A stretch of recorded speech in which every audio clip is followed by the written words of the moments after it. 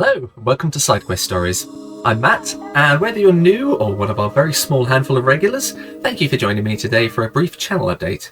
Here's Mikey, EKI Butters, and Epic Ninja Gamer T. I want to thank you for the kind comments. Means a lot. Today I'm going to be sharing a little bit about some recent goodies I've picked up for down the line. I'm also going to be giving you the lowdown on what's next for SideQuest Stories, with the next 3 games we'll be playing. And most excitingly, I'm going to be opening up polls for you to vote on what you want to see next on the channel. I hope you don't mind I've written a bit of a script for this video, as you can probably tell from my stuttering. I'm far too good at getting sidetracked, so at least this way the video shouldn't be too long or require a ton of editing. Still genuine, just pre-written. So, first order of business, the goodies.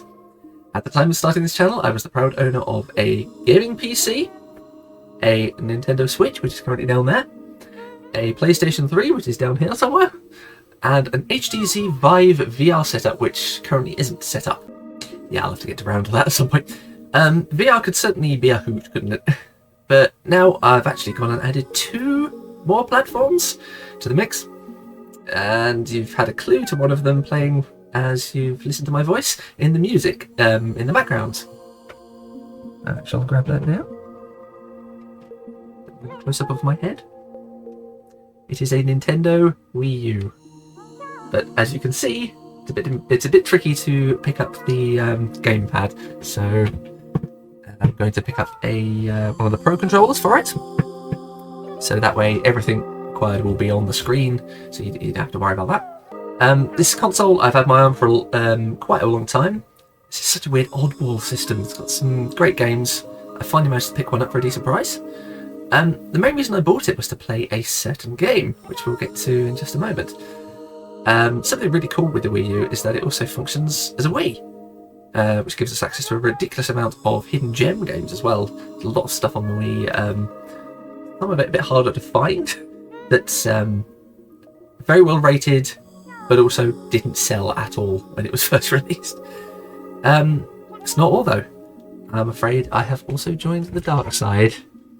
My PlayStation loving family and friends may disown me for this, but I also bought an Xbox 360.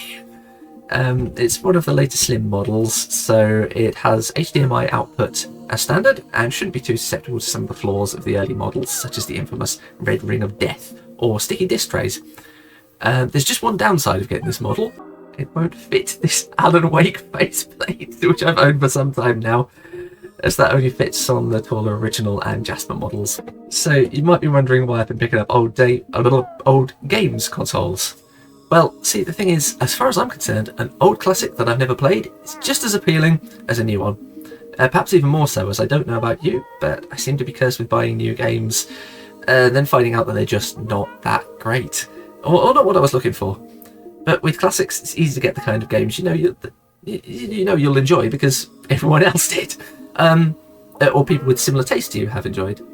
I think it might also be really nice to be able to share my fresh experiences with some games that may be close and dear to you, that you played maybe when you were a child or just a long while ago.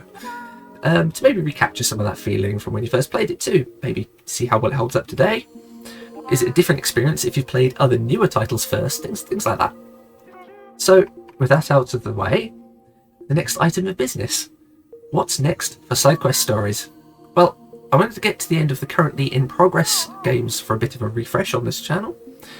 I tried to make a bit of an upgrade to how the videos are produced, so with the ones that are going forward, including unique thumbnails per episode, better intros, and in most cases a bit of a post-video reaction for the situations where I've maybe not been talking much through the events of the episode, which does happen sometimes, so if there's combat or the kind of puzzles that you really can't talk through.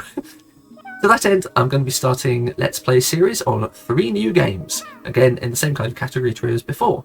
1 heavy hitter, 1 casual, and 1 absolute classic. Of course, there's going to be some overlap there, but I just want you to feel like there's something you might be interested in regardless of your tastes. So I'll try to avoid, for instance, playing 2 horror games at the same time. Alright, I'll stop rambling. I'm sure you want to know what the games are. We will be playing Disco Elysium, The Legend of Zelda The Wind Waker HD, hence the Wii U, and the original Deus Ex with the GMDX mod.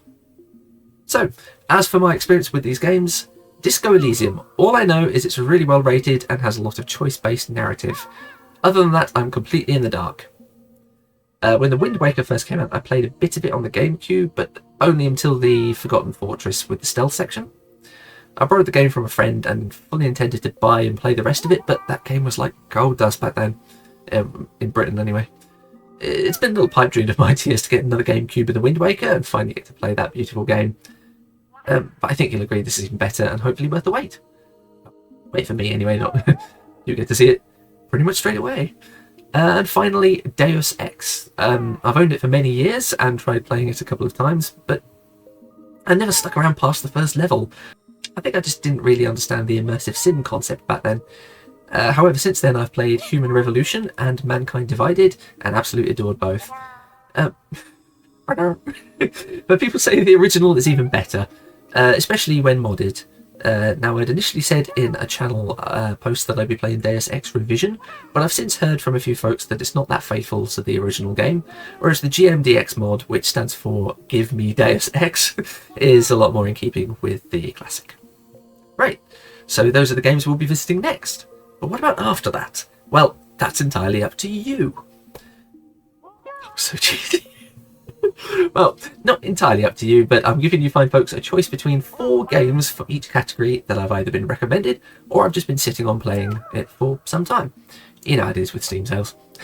By the time you see this video, there will be 3 polls active over on the community tab of the YouTube channel. So please do go check those out and have your say. If you have recommendations for future polls, please do also pop it down in a comment. I do read the comments. You folks are the reason I'm doing this in the first place, and well, if you like the kind of games I've been playing, I'd imagine you've got good idea of what sort of games would be in keeping for the spirit of this channel. Alright, first category. The heavy hitters, brace yourselves. Final Fantasy VII Remake, Hellblade: Senua's Sacrifice, Xenoblade Chronicles, and The Witcher 3. And I've just noticed that all of those games involve swords. I hope you like swords. I played a bit of the original Final Fantasy VII maybe 20 years ago and got as far as the church with Aeris. From the trailer stuff I've seen for the remake, I've got to say I am hyped. And a lot of the reason is the music, which sounds truly incredible and faithful to the original game, which I'm really glad of, because I think some stuff like the Black Mages, it strays a little bit far from like the original music. Yeah, I'm aware of the sword-related spoiler to Final Fantasy VII. I think everyone is at this point, unfortunately. Hellblade, other than hearing it's good from a lot of people, I have no idea whatsoever. Could be a true blind playthrough. Xenoblade Chronicles is another game I've heard a lot of praise for. All I know about it is that it's a JRPG that takes place on the back of a robot, which sounds pretty cool. The Witcher 3, and don't worry, no, I won't be playing it on the Switch, which I do own. I don't know why. But I've played a few hours of it on PC, and I was really enjoying it. Then I got distracted by another game and completely forgot to come back to it. And then came back to it way later and couldn't remember what I was doing, so I didn't end up playing it. Okay, don't worry, if you pick this, I'll start from the beginning. Mostly because I don't remember the controls or much of the story. That's category 1, and the winning game will be after Disco Elysium. Votes open from now until Disco Elysium wraps. Second category. Chill, relaxing games. Sometimes a bit weird. We have Journey, Super Mario Bros. Wonder, Ratchet & Clank Rift Apart, and Paper Mario: The Origami King. So Journey is one of those games that seems to have won awards from every organisation on the planet, and I'm curious as to why. Other than the funky art style, that's all I know about it. Mario Wonder is a pretty new game and one I wanted to hold off on playing at launch for the sake of the channel. My interest in it stems entirely from the trailer, which made me think that the developers were high on some pretty strong psychedelics. The game looks truly ridiculous and brilliant.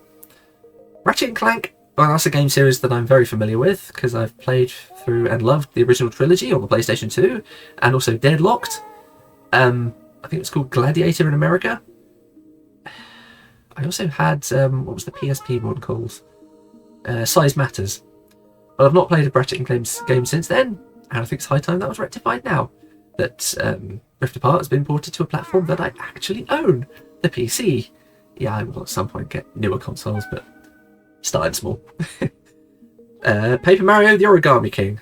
I've never played a Paper Mario game, but they look pretty fun. The remake of Thousand Year Door seems to be getting a lot of hype, and would you look at that? I already own... Why would I write into the script, look at that, when I don't even have the thing? That. I already own it. So why not, right? So that's category 2, and the winning game will begin after the Wind Waker HD. Votes are open from now until Wind Waker wraps. Third category. Absolute classics, either games I've managed to miss due to not owning every platform, or not having it for money, or even just not having particularly good taste when I was younger.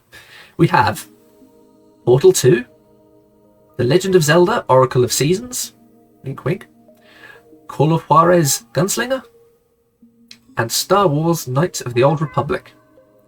I know, I'm a PC gamer and somehow I've not played Portal 2, despite having owned it for probably the lifespan of my Steam account. I really enjoyed Portal 1, but it was a bit short. And for some reason, I also own it on PS3. No idea why. I haven't played that version either. My knowledge of the game is from watching the first 5 minutes or so of a Let's Play on YouTube. And there was Stephen Merchant's character, which I can't remember the name of. And he was like one of the spherical cores, like the ones you fight near the in the boss fight at the first game. But what I do remember from that is the press spacebar to speak joke, which is, I know I've referenced in a couple of videos already. It should come as no surprise that Oracle of Seasons is on this list, as it forms the second half of a linked game starting with Oracle of Ages, which is the game we just finished up yesterday. I'm intrigued as to what carries over, and supposedly it adds stuff to the ending, which sounds pretty fun. One thing I know it does carry over is our magnificent Blue Bear legend Moosh. Call of Juarez Gunslinger. That's a game I would have never heard of if it wasn't for my friend who didn't keep nagging me to play it, because it's an amazing classic, apparently. Do you agree with him? So if so, give this a vote. Otherwise, I have no idea if this is actually a classic. Knights of the Old Republic. That's one of those games that you might have once thought was being called a classic prematurely, but it's still being called that even after plenty of other releases from BioWare. I was a big fan of Mass Effect and what I've played of Dragon Age, which at this point just amounts to Inquisition. So I'd love to know how this still gets frequently called better than both. Really enjoyed both of them. And yeah, I know I've not played the rest of Dragon Age, but I'll get around to that at some point. That's category 3, and the winning game will begin after Deus Ex GMDX. Votes are open from now until Deus Ex wraps. And there you have it. Please do go and vote if you haven't already. I'm sure I'll enjoy whatever you folks pick, so please just go by what you prefer to see a first through playthrough of. If you're not already subscribed, it might be handy to subscribe and click the bell to be notified when upcoming playthrough episodes go live. If you feel like helping out the channel, I will always appreciate if you can click the like button as well. I'm sure you've spent enough time on YouTube to know the deal.